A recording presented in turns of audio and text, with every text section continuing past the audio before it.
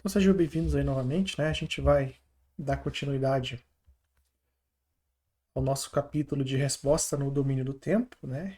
A gente já abordou então o que é definição de polo zero, né? Como que isso, o que o polo e o zero influenciam na sua resposta no tempo, tá? Sistemas de primeira ordem, que era bem simples, né? Você só tinha um polo, então era muito fácil você determinar o teu índice de desempenho para uma resposta degrau unitário, tá? O que a gente vai fazer agora, então, é começar então, a introdução a sistemas de segunda ordem. Nesse primeiro momento, eu vou definir para vocês os tipos de sistemas de segunda ordem e mostrar graficamente a resposta deles, né, ao degrau de cada um desses sistemas e diferenciar entre eles. E na sequência, a gente trabalha de maneira mais específica o sistema subamortecido, que é um sistema que tem mais parâmetros para a gente estar determinando dentro dos sistemas de segunda ordem, ok? Então a gente vai dar então sequência aí ao nossa apresentação de sistemas de segunda ordem, né? Então, quando a gente tem um polo, é sistema de primeira ordem. Quando você tem dois polos, sistema de segunda ordem, né? O que quer dizer que a sua equação diferencial que você, quando você vai montar o teu modelo, você parte, né? Primeiro a gente escrevia uma equação diferencial, né? Depois da equação diferencial você aplica a transformada de Laplace e obtém a tua função de transferência, né? Depois a gente até viu lá que em alguns momentos você podia fazer direto no domínio da frequência, tá? Mas você, quando tem uma derivada de segunda ordem, você vai ter então um s quadrado ali no teu denominador, tá? Ou seja, você vai ter dois polos e essa é a nossa definição do que é um sistema de segunda ordem, né? E esse sistema de segunda ordem, por ele ter dois polos, ele pode ter diferentes configurações nesses polos, tá? Enquanto que o sistema de primeira ordem, a única possibilidade é que esse polo seja real e negativo, tá? Obrigatoriamente ele vai ser real negativo. Para o sistema de primeira ordem, né, a única possibilidade é que esse polo seja um polo real, né? Já para o sistema de segunda ordem, não. Você pode ter tanto real quanto real igual, com real diferente, complexo, com a parte real e imaginária, ou puramente imaginário, né? Se tiver, por exemplo, configuração de polos com parte real e imaginária, você vai ter oscilações na saída, né? Então difere muito da resposta do sistema de primeira ordem. Então essa aqui, né, o GDS para nossas primeiras análises, né, a gente vai considerar um GDS genérico, né, B dividido por S quadrado mais AS mais B. De novo, né, o que diz de segunda ordem é o denominador. Aqui em cima eu estou colocando B para que quando você aplique um degrau unitário na entrada dele, né, então você tem aqui o sistema, degrau unitário S, tá? Para quando você aplicar um degrau unitário, o seu C de infinito, né, quando t tende a zero, seja 1, né? Se é que, mas não vai diferenciar a nossa análise. O que importa mesmo é o teu, é o teu denominador, tá? Então vamos a uma primeira situação, né? Que aqui a gente tem o nosso G de S, tá? E aí você tem aqui do lado a posição dos polos do teu G de S, né? Então para encontrar esses polos, você vai pegar o teu denominador, o S quadrado mais 9S mais 9 vai igualar a zero, vai usar lá o famoso Bhaskara, né? Segunda ordem aí, beleza, encontrou esses polos, tá? A gente tem então dois polos reais e diferentes. Então esse aqui poderia ser o S2 e esse aqui o S1, tá? Já é esperado, né, quando você tem polos no eixo real, que você tenha como resposta natural exponenciais, né? Então, o que vai gerar como resposta natural? Alguma coisa que depois você precisa calcular a amplitude, né? Uma caixinha preta, e na menos 7,8 t, mais alguma coisa que depois a gente também vai calcular. Eu vou colocar diferente, vou colocar aqui como K, né? Então, a resposta natural dele vai vir aqui um K1 e na menos 7,8 t, mais um K2 e na menos 1,14t. Mais a resposta forçada. Se a tua resposta forçada se a tua entrada for um degrau, né? A tua resposta forçada, como está aqui nesse caso, ela vai ser também da cara de um degrau, vai ser um K3, né, por exemplo. Tá? Então a gente espera que a resposta do sistema tenha essa cara, né? Então você precisaria fazer as expansões em frações parciais, tá, para obter esses valores. Aqui então já está sendo traçado o gráfico daquele teu C de T, tá? Aqui ficaria os resíduos aqui da expansão em frações parciais, né? Veja que a resposta forçada vale 1, porque a gente tinha lá B, S quadrado mais AS mais B, né? Então, em regime permanente é 1. Muito bem. Então, esse tipo de resposta, esse tipo de sistema, quando você tem os dois polos reais e diferentes, é o que a gente chama, tá, de sistema subamortecido, e ele gera uma resposta super amortecida, né? Eu falei sub antes, mas é um sistema super amortecido, né?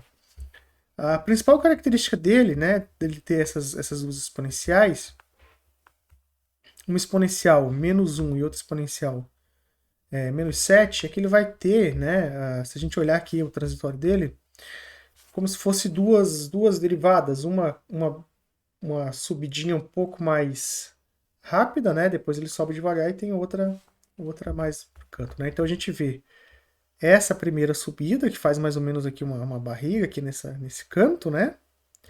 E depois ele vai subindo exponencialmente, aqui a gente tem uma outra, né? Então a gente vê como se fosse... a gente conseguiria traçar duas retas tangentes aqui, né? Essa primeira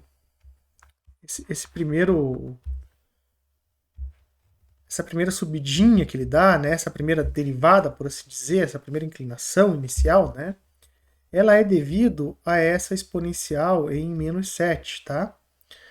Porque ele começa com inclinação, só que logo essa resposta natural, à medida que o tempo passa, ela cai muito rapidamente a zero, né? Ela cai a zero à medida que o tempo passa, né? Porque quanto maior o expoente, mais ele cai para zero conforme o tempo passa. Enquanto que essa segunda, né? Essa segunda exponencial subindo, quem está interferindo mais nessa resposta é essa segunda, né, resposta natural. Depois que as duas respostas naturais caem a zero, né, sobra só o 1 da resposta forçada. Então essa resposta aqui ela é mais rápida, né, porque ele está localizado mais afastado da origem, ele está mais à esquerda. Quanto mais à esquerda, mais rápido, né, é a tua resposta, é a tua exponencial. Esse aqui é um pouco mais lento, tá? Ele pode ser confundido com um sisteminha de primeira ordem, caso esse teu segundo polo, né, esse polo aqui em menos 7, ele tivesse cada vez mais afastado. Ele poderia até ser considerado um sistema de primeira ordem, ele pode ser confundido, né? Lá em controle 2, quando vocês forem estudar técnicas de sintonia de controladores, vocês vão ver que pode ser feita uma aproximação desse pequeno atraso, aqui, ó, devido à primeira exponencial, que a gente pode considerar que ele seria zero aqui nessa parcela e depois ele sobe como um sistema de primeira ordem, tá? Então esse aqui seria um atraso, tá? Um L, um atrasozinho. Então você modela esse sistema G de S como um sistema... eu vou colocar AS mais A vezes um E na menos... Se não me engano é negativo, LS, né? E esse LS é um atraso. Um atraso ali pequeno, né? Então ele é um sistema de primeira ordem mais um atraso, tá? Mas isso aqui é outra história, como a gente está mais interessado na característica, né? Então, característica do sistema superamortecido, duas exponenciais, né? Duas exponenciais, porque ele tem duas raízes reais e diferentes, ok? Se o teu sistema tiver raízes complexas, aí a gente está tratando de um sistema subamortecido, né? Sistema subamortecido. Então aqui está sendo colocado o exemplo, né? S quadrado, 2S mais 9. Marcando aqui no nosso plano complexo onde estão os polos desse teu sistema, então você tem aqui menos 1 na parte real, J mais ou menos é J raiz de 8. Então o teu S 1,2, né, seria menos 1 da parcela real, e a parcela imaginária J raiz de 8. Né? Polos imaginários, números imaginários nunca aparecem sozinhos. Sempre aparecem aos pares e conjugados, certo? Bom, que tipo de resposta? Pensar na resposta, lembrar que o C de T, né, ele é o forçado mais o natural, né? A resposta mais forçada mais a natural, né? A forçada não muda, né? A forçada ela é dependente da entrada, é um degrau unitário. E é natural, como que é a resposta natural? Que tipo de sistema que a gente espera, né? Então, a gente sabe o quê? Que um polo na origem gera um degrau unitário. Alguma coisa, um cara de degrau, né?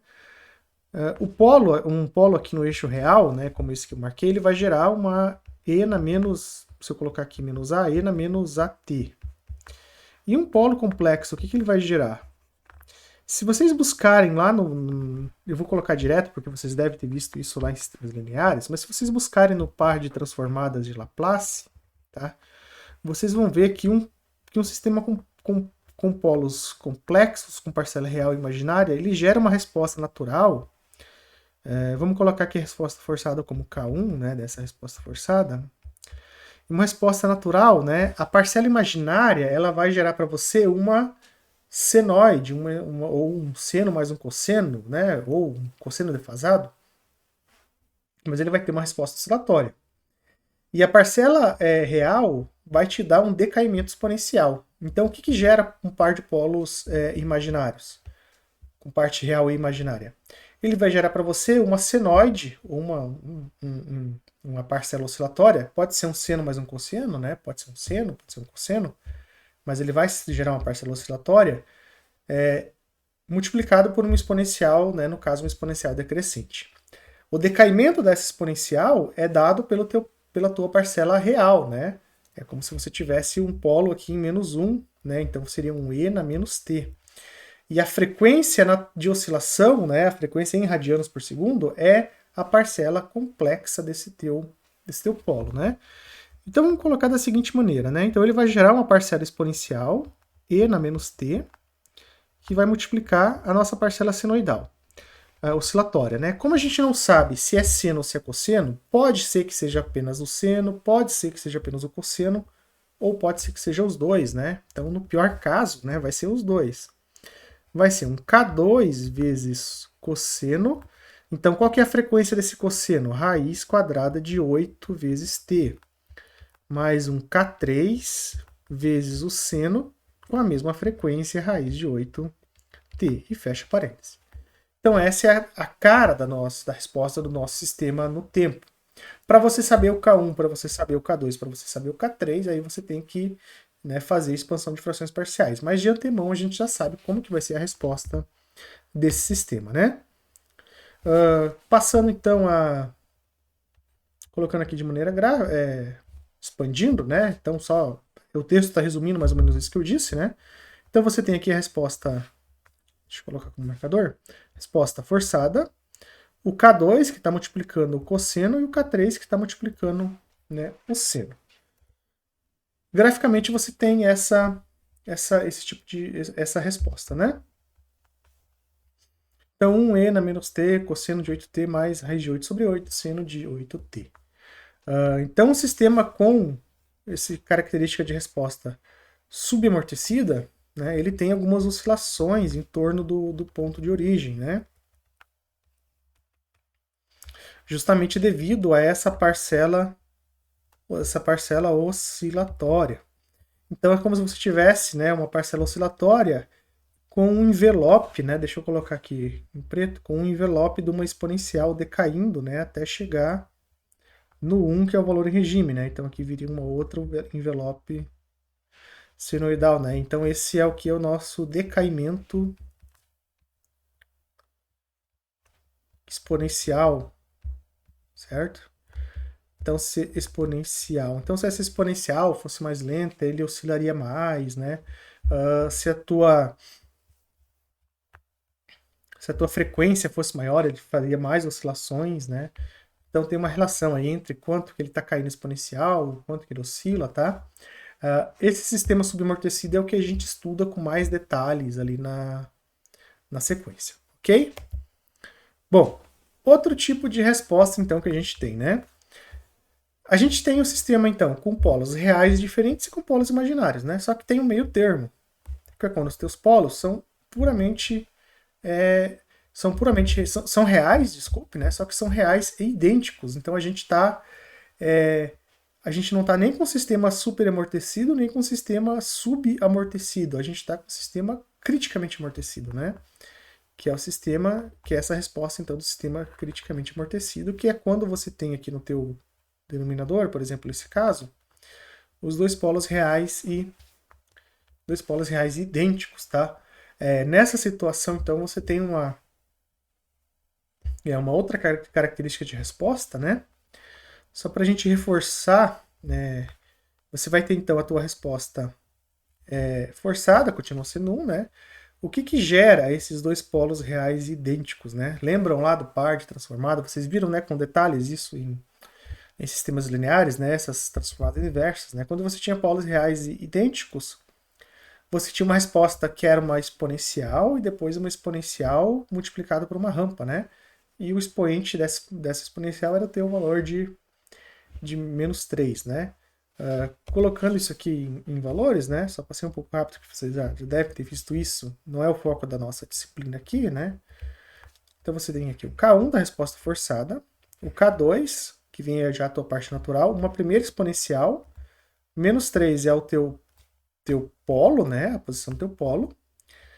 K3 é o terceiro valor da tua expansão em frações parciais, aí vem a tua rampa multiplicado pela tua exponencial também com expoente -3, né?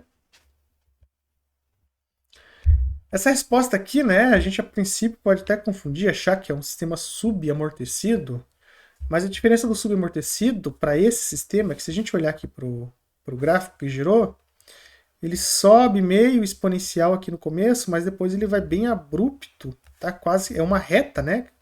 E já estabiliza. Então ele não faz algo assim, né? Ele começaria, estou exagerando um pouco, né? Comparado ao subamortecido, ele começaria com a barriguinha aqui, depois ele subiria exponencialmente mais lento até chegar, né? Então essa primeira derivada, essa segunda derivada, você não identifica nesse tipo de resposta criticamente amortecida, tá? Então, no primeiro momento a gente pode até achar parecido, mas se você olhar, ele é bem abrupto, principalmente nessa passagem daqui para cá, né? Eu fiz exagerado, né? Mas só para ficar mais visível, né? Então, esse aqui é o nosso sisteminha que gerou essa resposta, né? Então, sistema criticamente amortecido, com uma resposta criticamente amortecida, dois polos reais e idênticos, tá? Então, ele tem essa característica de resposta. A última combinação, então, que a gente tem para o nosso sisteminha de segunda ordem, tá? É essa resposta sem amortecimento, né? O caso da resposta sem amortecimento é quando você tem parcelas puramente imaginárias. Então, se você tem uma parcela puramente imaginária, a tua resposta natural ela vai ser um cosseno, né? Vai ser sempre oscilatório. Se quando você estava nessa situação aqui, tá? Você tinha um cosseno, mas estava multiplicado por uma exponencial por causa dessa parcela real, se você tirar essa parcela real, vai sobrar simplesmente o cosseno, né? Ou o seno, depende do caso. Então vai ter a tua resposta a tua resposta forçada aqui no degrau unitário, né? E a tua parcela imaginária vai ser sempre oscilatório com frequência, nesse caso, né, de 3 radianos por segundo.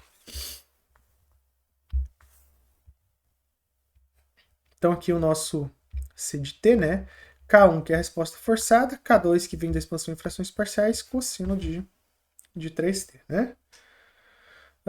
Se a gente imaginar o gráfico disso, né, ele vai estar, como não tem um exponencial para fazer essa resposta natural ir para zero, né, ele vai estar sempre oscilando, né, e o K1, que é um valor médio, vai jogar esse teu cosseno, que o cosseno, né, tem valor médio nulo, ele vai jogar simplesmente um offset nele para cima, né.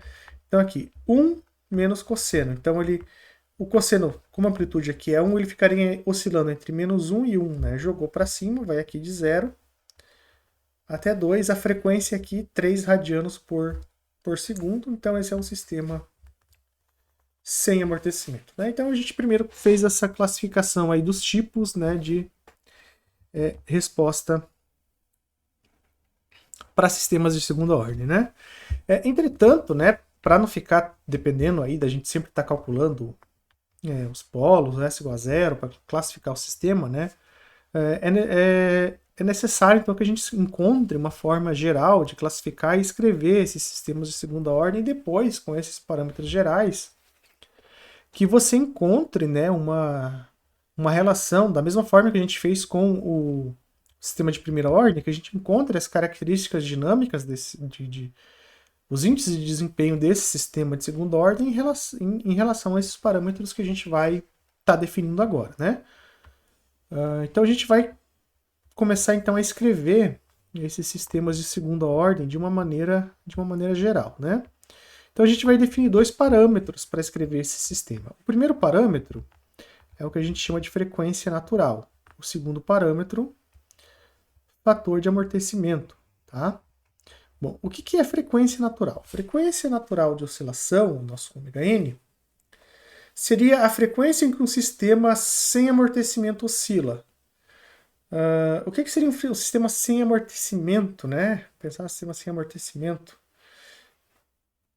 Amortecimento, né? Na verdade, o conceito talvez a gente não sabe primeiro o que veio primeiro, se é o amortecimento ou se é a definição de frequência natural, né? Então vamos pensar dessa forma. Imagine que o teu sistema não tem nenhum elemento que dissipe energia, então nada vai dissipar energia no teu sistema, né? Ele vai ficar ou armazenar ou vai trocar de um para o outro, né? Ou vai estar sempre acumulando. Que é o caso de um circuito RLC sem a resistência ou com resistência igual a zero, né? Então você aplica um impulso no teu circuito RC sem resistor e média tensão no capacitor, o que você vai ver? Vai ver capacitor e indutor trocando de energia e não tem ninguém para dissipar essa energia, né? Enquanto que se você tivesse a resistência, né, esse amortecimento, ele estaria caindo sempre para zero, né? Se a gente pensar em sistema mecânico, né, seria um sistema massa-mola sem o amortecedor, né? Então ele estaria oscilando, né? A massa acumula energia, a mola acumula energia, o amortecedor dissipa. Tira fora o amortecedor, aplica um impulso, ele também vai ficar sempre oscilando, né? O fator de amortecimento, né, esse nosso zeta, é definido, aí vem uma definição, né, como a razão entre a frequência de decaimento exponencial e a envoltória da frequência natural. A gente já vai chegar nessa definição gráfica que ela faz um pouco mais de sentido, né? Então, se a gente pensar nesse nosso fator de amortecimento, né, nessas definições que eu coloquei, então é a razão entre a frequência de decaimento exponencial, que é o nosso, que basicamente é a nossa parcela real do polo complexo, quando a gente tem lá o sistema subamortecido, né? E a nossa definição de ômega-n, que a gente já vai chegar nessa definição, né? Então essa seria a definição de fator de amortecimento. Graficamente esse é o nosso decaimento exponencial, né? Que eu mostrei no outro gráfico, que é dependente do valor da parcela real, e a oscilação senoidal, que é a oscilação natural do nosso sistema, que é a frequência natural do nosso sistema, certo? Bom, então de posse dessas definições, né, sabendo do ômega-n do amortecimento, então a gente vai tentar escrever um sistema de segunda ordem em função desses dois parâmetros, em função do ômega-n e em função do amortecimento, beleza? Primeiro caso, né, em função do ômega-n. Ômega-n, então, é a frequência de oscilação do teu sistema sem amortecimento, né? Eu dei o exemplo lá do massa-mola, se você tirar o atrito, se você tirar o amortecedor, se você tirar o que dissipa energia fora, o que sobra, né? Se a gente pensar que ele vai estar sempre oscilando, é como se você tirasse, né, essa tua parcela no meio, né, colocasse o teu E igual a zero. Então vai ser o caso do teu sistema com polos puramente complexos, né? Que aí é um sistema que é sempre oscilatório, que ele não dissipa energia nunca, né? Agora pode ser que tenha ficado errado aqui a escrita, né? É aquele caso do sistema sem amortecimento, né? Até o próprio nome já dizia, né? Sistema sem amortecimento. Ele não tinha essa parcela do meio, era só S² mais 9 naquele exemplo, né? Bom, qual que é a frequência de oscilação? Né? A gente disse que a frequência de oscilação é justamente, né, o valor do polo do sistema. Então, S² mais B igual a zero S igual a raiz quadrada de B. Ou seja, né, a nossa frequência, aqui no caso, desculpe, aqui não é raiz quadrada de B, é J raiz quadrada de B, né? E ainda mais ou menos, né, J raiz quadrada de B, tá? Então esse aqui é o nosso valor de S. Então essa raiz quadrada de B, a raiz quadrada do último termo, é a nossa frequência natural, tá? Se ômega n é igual a raiz quadrada de B, o nosso B vai ser o nosso ômega n quadrado. Então aqui a gente já sabe que vai vir o ômega n ao quadrado, né? Aqui em cima também a gente já pode trocar por ômega n quadrado. Resta agora, né, escrever esse nosso A em função do ômega n, em função do amortecimento, talvez em função de um deles ou do outro. Vamos ver como é que vai ficar isso, né? Muito bem. Deixa eu só colocar aqui um mais menos que aqui ficou faltando. Era no text é assim, ó, barra PM para ele fazer o símbolo de mais ou menos, né? Então, vamos lá no nosso texto, né? Qual que é então a nossa para a gente escrever o nosso fator de amortecimento, né? Taxa de decaimento exponencial, que é a parcela real do nosso polo, dividido pelo nosso ômega n, né? Bom, quem que é a parcela real do nosso polo? Se você pegar o polo do teu sistema de segunda ordem, S quadrado mais AS mais o B igual a zero, fazendo Bhaskara igual a toda aquilo que você já sabe, né? Você vai chegar, né, que o teu sigma d, que é a parcela real do teu polo, que é a taxa o decaimento do teu exponencial, ele vale menos A dividido por 2. Então essa é a tua taxa de decaimento exponencial, tá? A definição, então, de fator de amortecimento é essa taxa de decaimento exponencial, obviamente que é em módulo, né, porque ele vai estar sempre caindo negativo, dividido, então, por ômega n. Então, a gente fica com A dividido por 2 por ômega n, né? Então, essa, por comparação, a gente encontra o nosso valor do A. Bom, então, o nosso S quadrado mais AS mais B, que é o nosso polo, a gente já sabe que esse A vale 2 vezes fator de amortecimento ômega n, S. E que o nosso B vale ômega n ao quadrado. Então a gente escreveu, né, o nosso sistema de segunda ordem de maneira geral, em função desses dois parâmetros que é a frequência natural, ômega n, e o fator de amortecimento zeta. Ok? Vamos só calcular os polos desse nosso sistema em função do nosso amortecimento do nosso ômega n, né? A gente estava colocando em parcela imaginária, né? Então era menos, em termos gerais, né? Era uma parcela real, mais ou menos J parcela imaginária, se fosse parcela imaginária, né? Tá? Então, mas se a gente fosse fazer o Bhaskara, né? Pega lá o delta, né? Revisa ali o delta para essa função de S, a gente vai encontrar o quê? Que o S é menos fator de amortecimento ômega n mais ou menos ômega n raiz quadrada de amortecimento quadrado menos 1. Então perceba o seguinte, né? O que diferencia o tipo de resposta do meu sistema? Para ele ser superamortecido, para ele ser subamortecido, para ele ser criticamente amortecido, para ele ser sem amortecimento, né? Era basicamente a posição dos polos, certo? Então, para ele ser superamortecido, ele tinha que ter polos reais e diferentes. Para ele ser criticamente amortecido, polos idênticos. Subamortecido, polos imaginários com real, né, com parcela real e parcela imaginária. Sem amortecimento, puramente imaginário.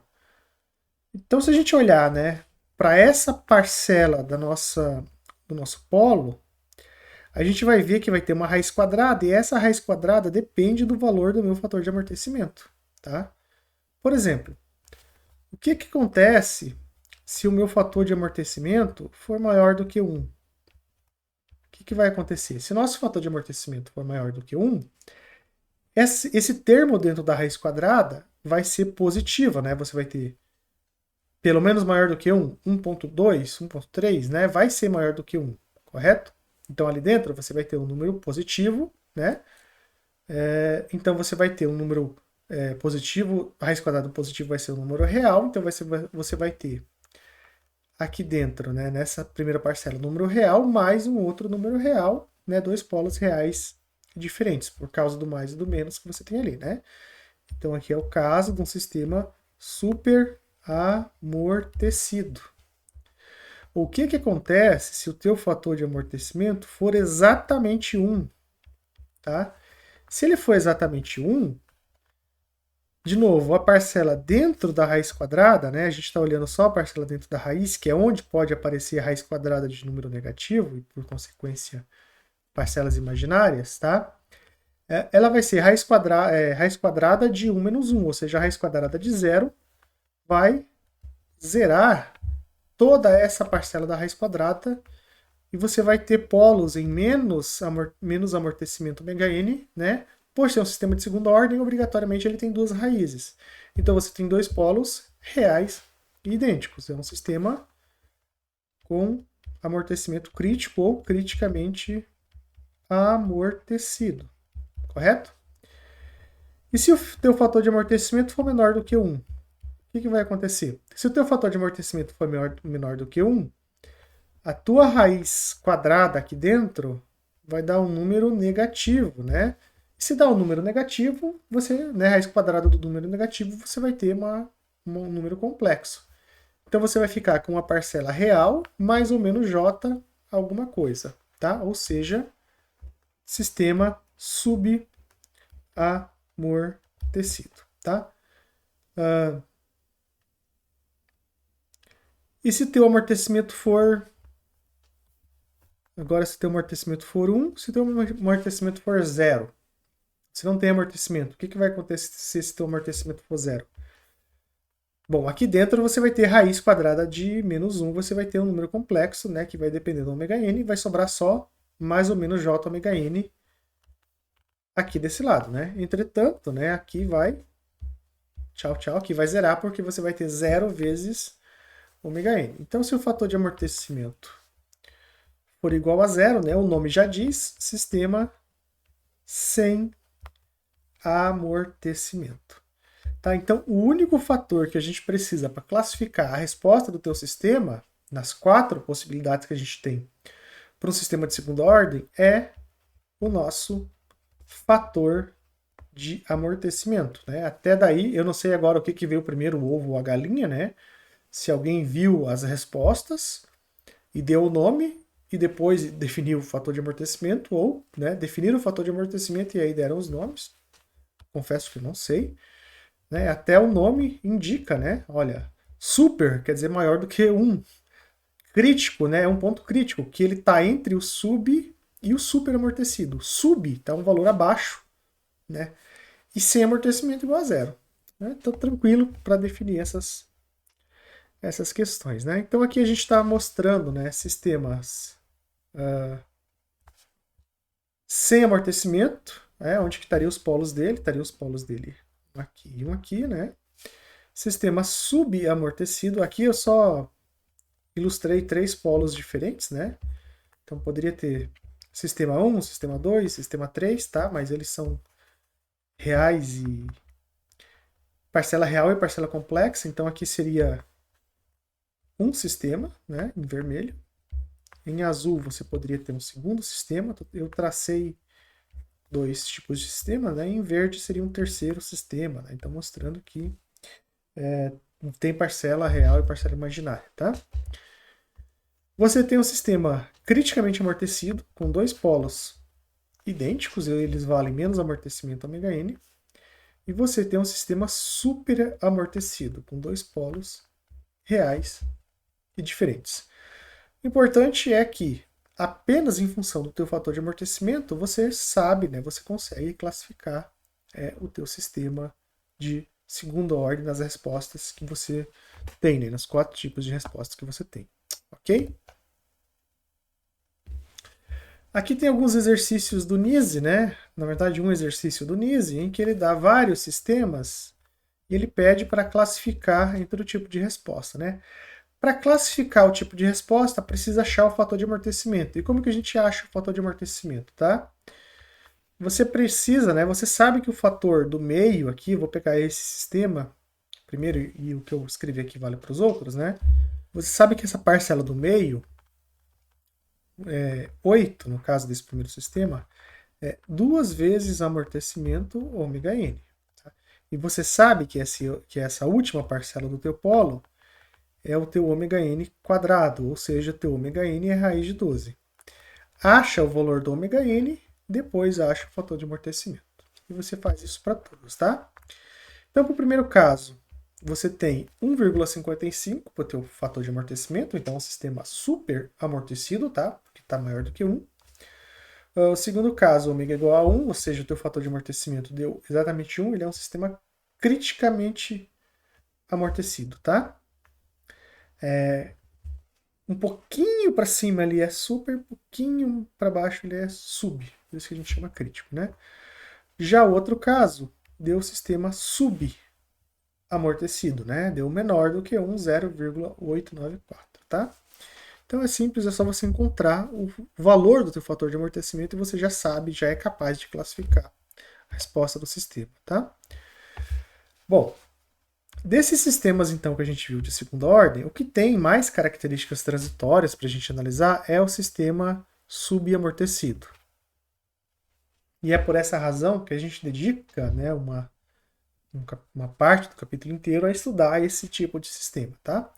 Então o tema aí do próximo vídeo é especificamente sistemas de segunda ordem subamortecida, onde a gente vai definir os índices de desempenho desse sistema, tá, de acordo com a fator de amortecimento e ômega n.